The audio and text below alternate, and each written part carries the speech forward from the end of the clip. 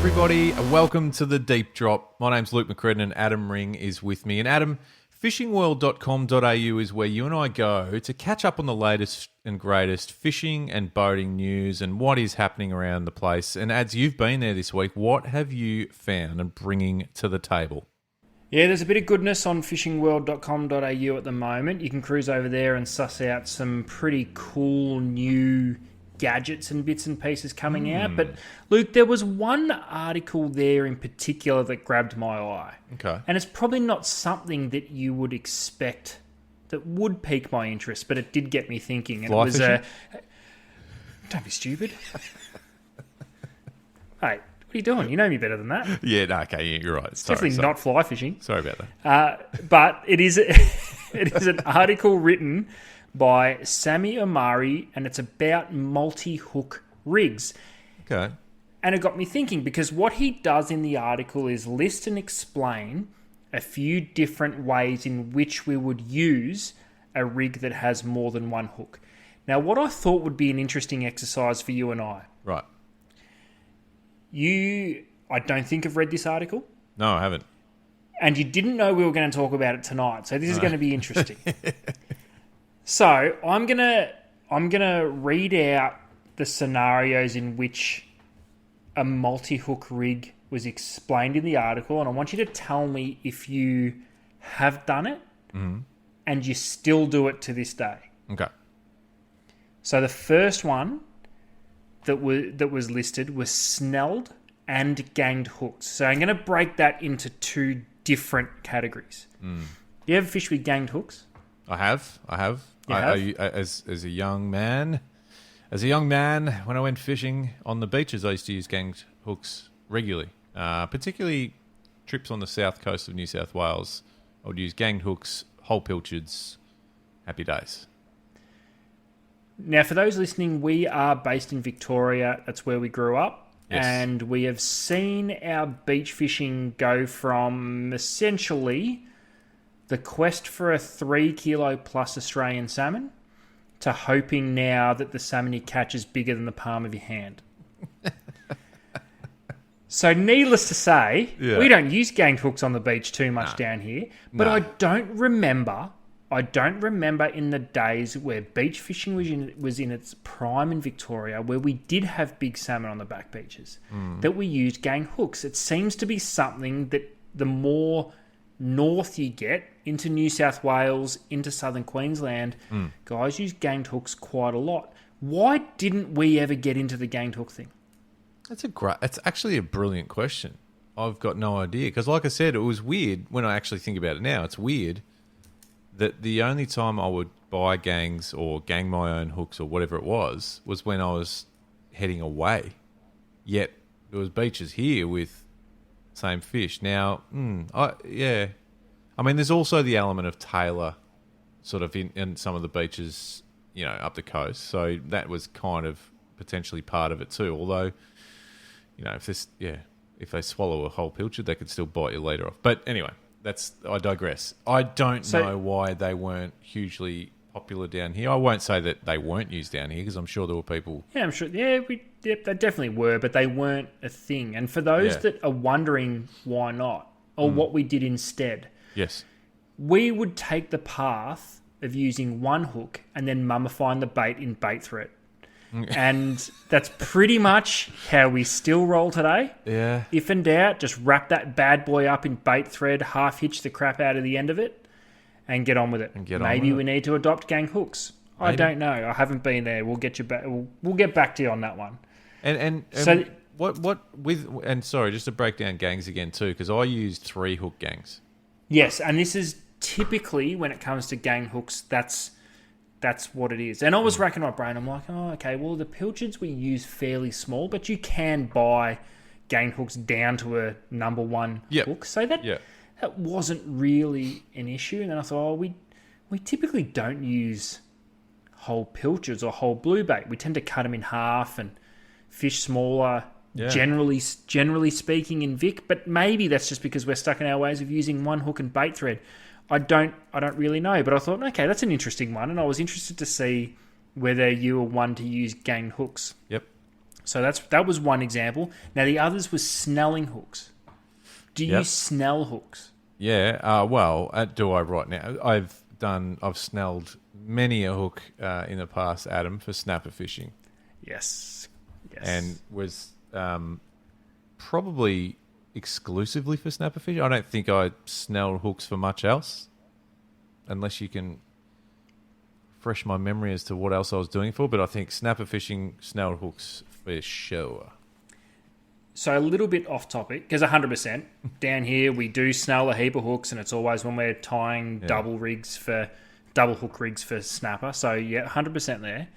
Have you ever snelled a single hook instead of tying it on? No, I haven't. Because you know Should all I? the hooks that well, it's interesting because the hooks we see with a turned out eye, not a straight eye, generally designed to be snelled. There you go. We just tie them on. We just tie it on. I've never ever snelled a single hook. You can actually get hooks, not so much in Australia, but a lot overseas. It doesn't actually have an eye. Where the eye is, it's basically just a turned out plate Yes, I've seen designed them. to be snelled.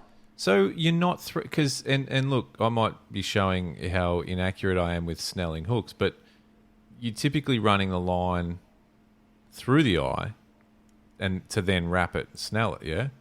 Yep. So then with those plates, is it just a wrap? No. Yep. Just a wrap.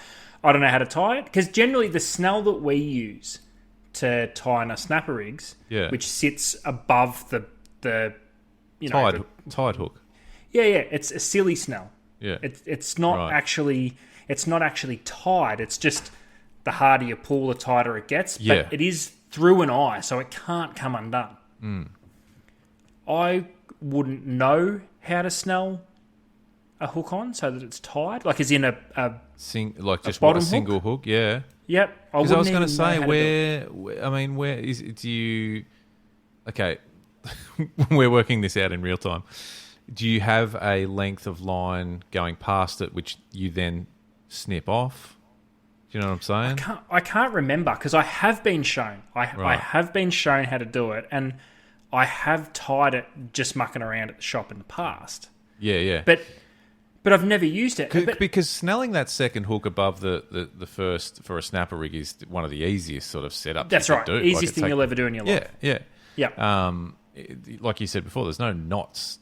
There's no tying. It's literally just wrapping around and away And you don't go. even need to be neat. When you pull it tight, it automatically just becomes nice. It's one of the coolest knots ever. So great point, great question, and there are probably some very technical anglers amongst the audience right now going, you guys have no idea what you're talking about. And you would be correct. No, we'll get it done. The ones with that flat plate instead of the eye, that's what I'm curious about. I was literally looking at one recently thinking, and you know, I'm very probably could have easily found out by just jumping online and working it out, but didn't. And now I'm sitting here going, wish I had have. Yeah, Because so I we could can have answer come this to the question. show with some great information for you, Ads. So are you saying that pre-planning might be beneficial to this show? I'm going to make a note on it. Put it in the minutes. Put it in the minutes, thanks. Who's taking minutes? No one. See? There we go. We don't There even we have go. a minute taker. If you'd like to take minutes for the deep drop, send your resume through to... I don't even know, whatever. Yeah, we don't have an email address. It's a Gmail. The deep drop fishing at gmail.com. That's what it is. There we go. There it is. Do your part, take the minutes so that we can be better. If someone wants to take minutes, they can.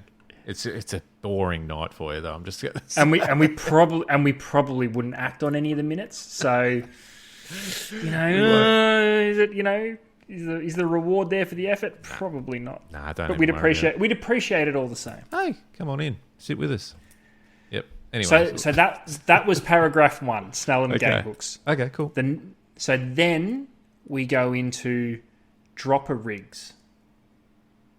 Right. Yep. So this is your standard paternoster style, Right. sinker at the bottom, and then a series of droppers above. A couple of things I want to ask you here, because I think it's safe to say we've all tied dropper rigs. Do you go the the sort of overhand knot dropper, or do you tie the proper dropper where you sort of like loop it over and then twist it a heap of times and then bring the original loop back through the secondary loop and then pull it down tight, or do you just use a three-way swivel? Or a pre-made rig. Yeah, pre-made rig. Yep. Black Magic Snapper Snatcher, thanks. Yeah. Do you know what I could never work out with the actual dropper knot? Yeah. And it used to do my head in because, back in the day when you're a, budding young recreational fisherman, you're trying to be prepared for everything, not like we are on this program, and you sit at home tying knots. So I used to tie surf rigs, right? Yeah. And I'd tie two droppers. Okay. I could never work out how to get an equal space between the two droppers. It'd either be 3.5 kilometers apart or they'd be back to back. Yeah. I could never get a nice, consistent, and I still don't know, just being open and transparent, when tying that knot, I still don't know how to work out and maintain a legitimate space between the two. All right, this is a good space we're in. Can I be vulnerable for a moment, Ads?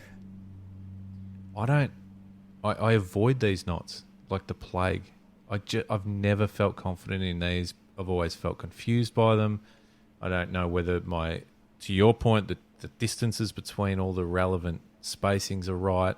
The knots themselves end up, there's a really inconsistency there when I try tying them all. Well, to your point, you're 100% right. I've never known a knot that you can tie the exact same way time after time, and every second one just pulls through when you try and pull it tight. So me joking about buying a pre-made rig, it's not a joke, my friend. I don't do that much fishing where I use these rigs, in fairness, but mate, and probably that's the other element of it is, honestly, Don't do a lot of it. I don't do a lot of it. And maybe I don't do a lot of it because I'm a little bit scarred from never really mastering that, which sounds so basic, but hey, just putting it all on the table here tonight on the Deep Drop, mate. Another question I have for you. Okay. We, as mentioned previously, we live and fish in Victoria. Well, we live in Victoria. We predominantly fish in Victoria as well. There's kind of a little bit of a running joke, and we kind of don't mean it, but we mean it. Yeah. Because we do have, and again, being honest, we do have a very capable and a very well-run fisheries authority. So I don't want to shit on them at all, really. But we live in a state where we like to put regulations on regulations. Yeah. And one of them is that predominantly most parts of the country, you're allowed 3 droppers. Mm. In Victoria, you're allowed 2. Should Right. they give us the 3rd? Why not? Why not? What's stopping them? Why shouldn't we? Yeah. Let's. I agree. More than 3 is taking the piss, and it's essentially a long line. So Yeah. I'm not saying, but surely the 3rd one. Surely. Could you imagine how long my rig would be if I was tying drop it on? You'd be winding the rig through the guides. It would be shorter than some of the long. It'd be longer than some of the long lines out there, and it's only got 3 hooks on it. I will say this, to the point of going back to the tying and whatever. They are a rig that you can get away with being ugly. Yeah, They don't definitely. have to be a neat, beautiful rig. Do you know what I mean? Yeah. Your bait presentation isn't typically you can still have nice bait presentation, whether it's like a cut bait, strip bait, whatever it is, because ultimately you're kind of running, if it's Padnos, that just a single hook on each of the droppers or whatever.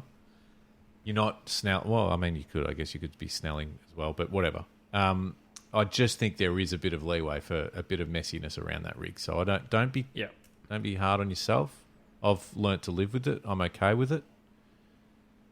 The 3rd hook question, though, Ads, it's a good one. Why not? Why actually not? Though? Well, that's the thing. I don't know the answer. Why? Why not? Yeah. I'm sure there's been a trend that was well before my time that basically anglers took the piss. Because one thing I will say, we joke that if it's fun in Victoria, it's generally illegal, but that's not the case. We're just having a bit of fun.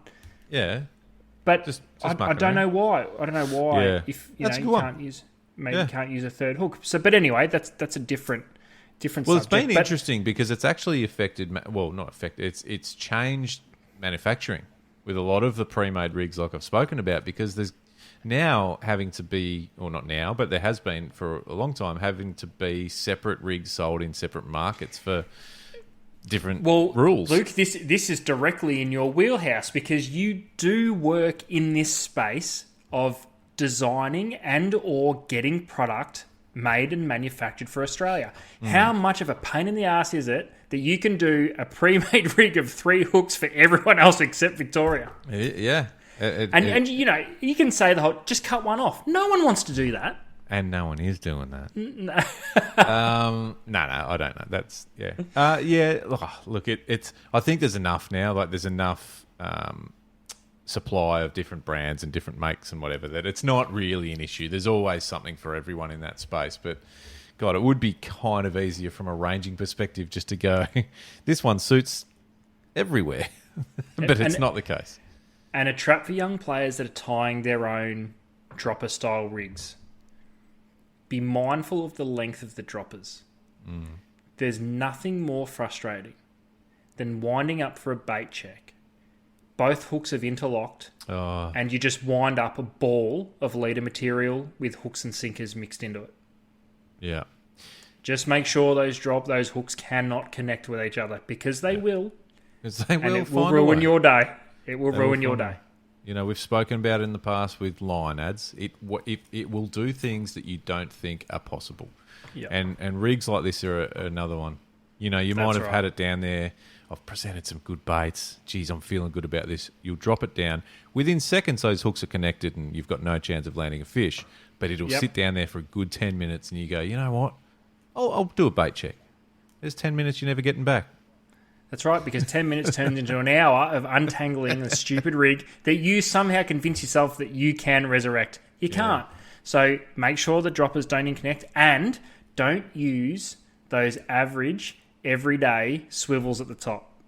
Because the other thing those baits will do is they will spin like a bloody helicopter. Yeah. So a good quality crane or rolling swivel at the top is also crucial. So what you one of the things that you asked or you had in your question for me just earlier on this was about three-way swivels.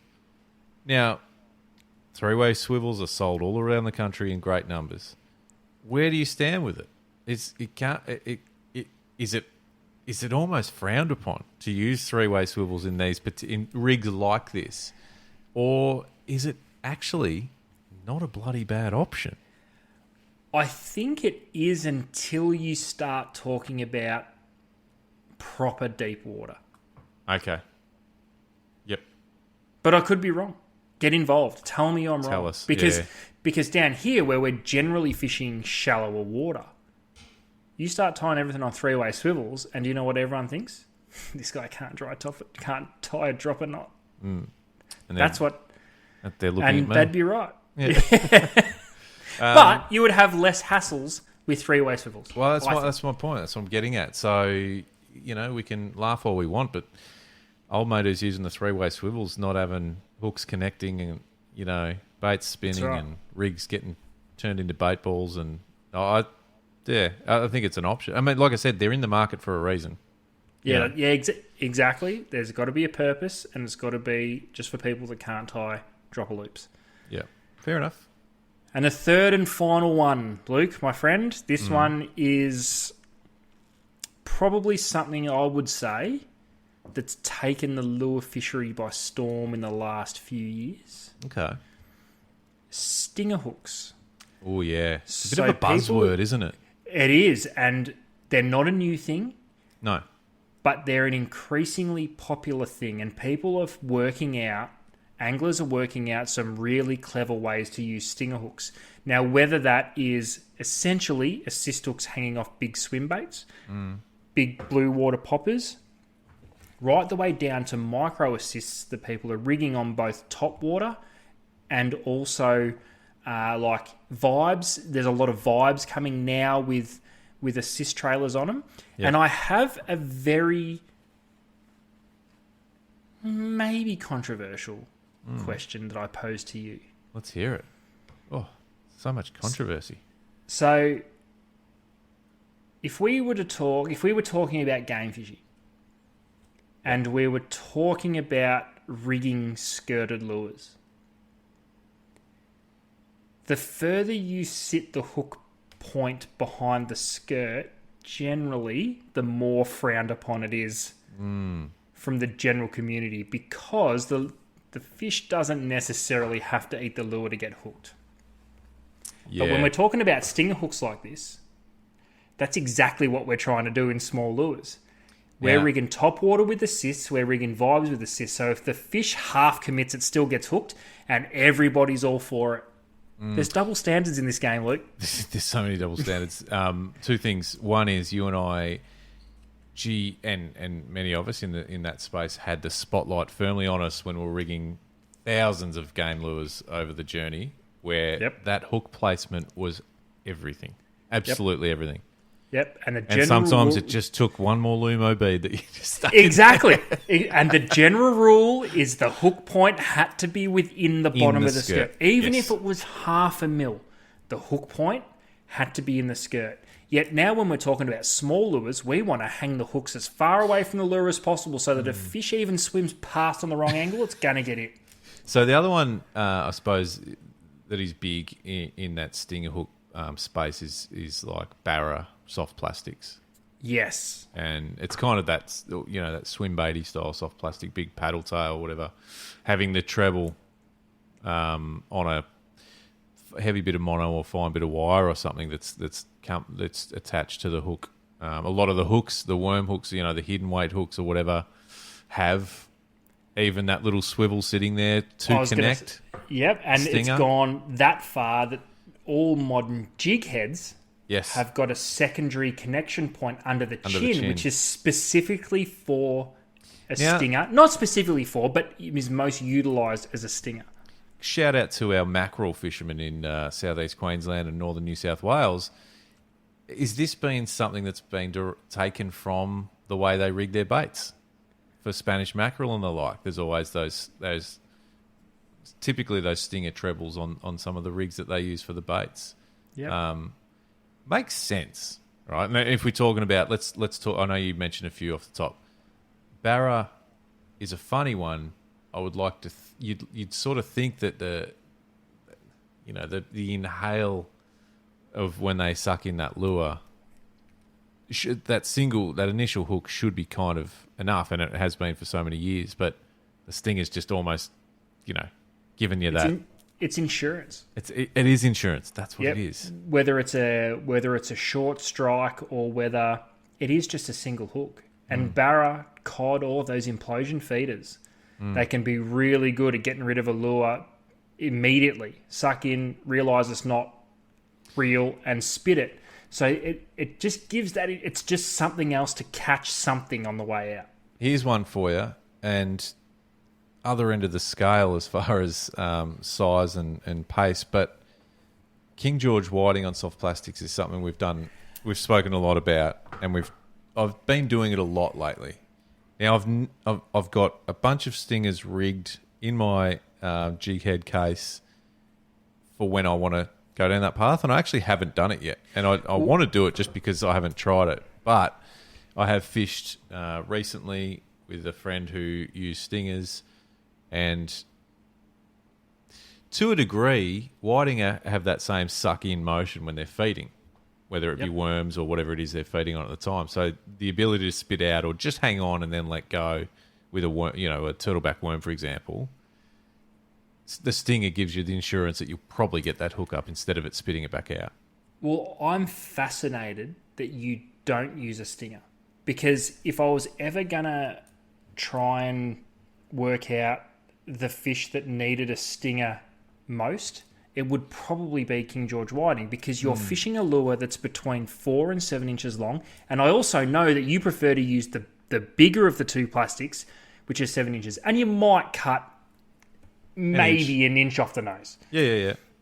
So you've got a long plastic, which means in order to even get half decent coverage on the jig head end, you've got to be using a bigger hook anyway.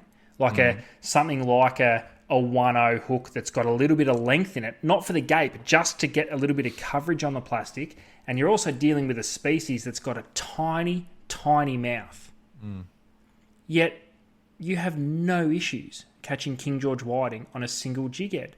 So what? Talk me through it. Why? Because it seems like it wouldn't be worth it without a stinger. Yeah. It's a fair assumption. I think for me, it's like, and just to that point, the jig heads I use have a size 1 or 2 hook as well. So I'm not even going extra length in the shank or anything like that. My theory on it is, and I might be way off. So if you're listening, going, you're know, not. but- You're not, because you're catching plenty of whiting on plastics. True. The result, I think you get a lot of smaller fish coming up and having a suck on the tail. The fish that I'm going after, I want to catch as many people do, want to catch as big a fish as possible. My theory with using a 7-inch turtleback worm, let's call it a 6-inch because I'll probably cut an inch off the top, is that the fish that are going to eat that, because they're a thicker profile in the body. I was going to say, a it's 7 not just compared the to a length. 4. Yeah, Yep. much thicker. I find, even if I'm getting less fish, they're better quality. Nice. And I also find if a big fish, one of those bigger fish, wants to eat that worm, I had to get a jig head out of a whiting's mouth with pliers the other day. They were so far down its throat. So they're not. They while they do absolutely muck around with it and suck it and hold on and then let go and whatever. There are many, many, many cases, and just yesterday or whenever I was the other day fishing, where you get one bite and you're on because it's just come through and annihilated it. But they're not small fish. So that's kind of my take on it. And look, I'm in a fortunate location where they're very close, so I can fish for them quite a bit. So I can muck around with those sorts of techniques. And don't get me wrong, if I chucked a stinger on, I'd catch double the amount of fish. But I also would catch plenty of smaller fish too, and maybe some undersized. So challenge to you, pop a stinger on for me and Yeah. get back to me, because I'd love to know if the stinger is truly equating to smaller fish.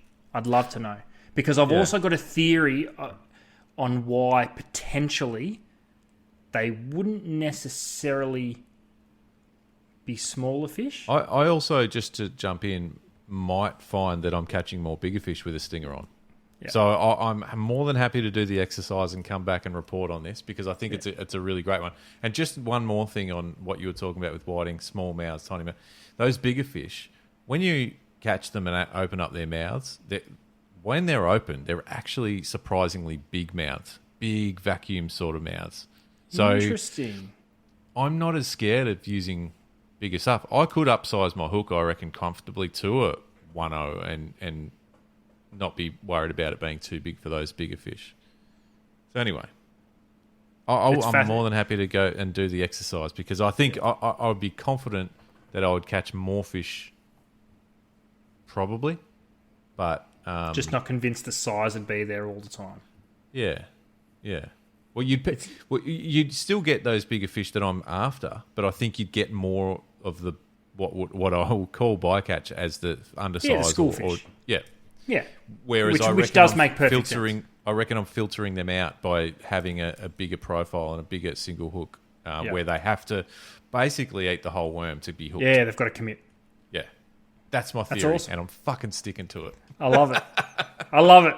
Because you've caught a hell of a lot more whiting on plastics than I have.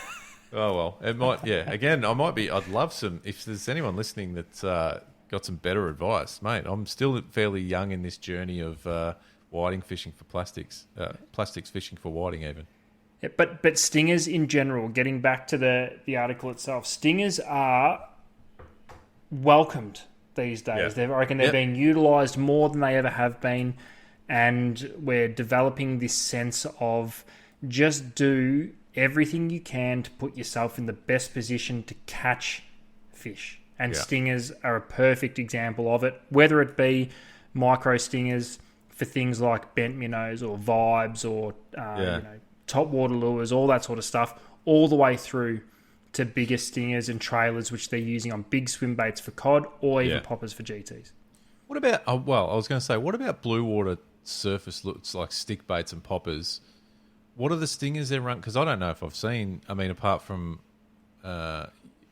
maybe an assist hook off the belly or something like that. But Yeah, which because that's I'm curious as to if anyone's run like like the rigged assist with like a skocky skirt on it, sort of thing. That if anyone's run one of them as a trailing sort of stinger on, say, a stick bait, That's interesting. When the fish are, it might work as a bit of a double, because if you've got a rigged assist, it's kind of a bit of a lure in itself. But whether or not those, I don't know, I won't say they're finicky, because if a tuna or a kingy sort of swiping, it's not being finicky, it's just fucking about with that lure. But Yeah. whether you would actually get more hookups, whether they're swiping and missing on purpose, or they're swiping and missing because they haven't quite lined it up, or whether the assist itself is just sitting in the right spot, that when they open their mouth and swipe at it, boom, you're on, got him. Yeah, I reckon it'd be a huge part of getting extra hookups, or even if they've managed to crunch the lure side on and they've caught the front treble as they continue to fight. The assist actually swings around and hits the outside of the cheek, so it's something that they can't necessarily use leverage on their mouth to open and either straighten hooks or throw hooks, something like that. So, and I've seen it done with everything with topwater GT lures to trolling lures for bluefin. There was a little stage there where people were mucking around with assists and stingers and things on trolling lures for bluefin. Like X-Wraps and stuff. Yeah, that's right. Yeah. So there's been a lot of different iterations of it throughout the years, but I think it's probably more popular now than it's ever been. I think we've just now fully accepted it doesn't matter what you do, just get a hookup, get a good hookup, because fish can be funny. They can be short striking, they can be mucking around with the tail, they can half charge, they can just nose around and see what's happening, and you want to catch those fish too. It's probably slightly better hardware on the market these days too. The quality of the hooks, so you're not having to run a massive, single or something. It can be a discreet hook, but it still have the strength and certainly the point, the sharp tip to pin a hard mouth, like whether it be a tuna or a barra or something like that. So there's probably that too. I think it doesn't have to be a big hook to catch a big fish, Could be a really good quality small hook. So maybe there's that to it. Yeah. Great one. I love all of that. So that's pretty much us. Shout out to Sammy Amari, who put together the article that got me thinking on multi hook rigs. It's a thinker. It is, because there's a lot of ways that you can use multiple hooks, and I think some of them may be less utilised more than what they used to be. Some of them are just way too much hard work. I'm looking at you, Paternoster rig, you pain in the ass. I'm thinking about gangs, and I used to love ganging up hooks, knowing I was hitting the surf beaches around, Eden and Marimbula, and just launching into some big pilchards just off the beach and smacking into some salmon and tailor and whatever else. I'm sure that's still happening, but it's something that never took off down here in Vic for whatever reason. Well, I think you touched on even southeast Queensland, that area. The Spanish mackerel fishery, they use gang hooks a lot for their baits and bits and pieces. So pieces of steel Jesus Christ. Anyway, no, good one. Thanks for bringing that up, and it's a ripper. So you can read more about that on the Fishing World website. But if you've got any thoughts on ganged hooks, stinger hooks, or just any of the rigs that we've spoken about, or some advice. Have you ever snelled a hook that's just the single hook? Have you snelled? Yeah. What's up with that? Yeah. Let us know. Instagram's a place to go. Thank you for listening, everyone. We'll be back soon with another episode. See ya.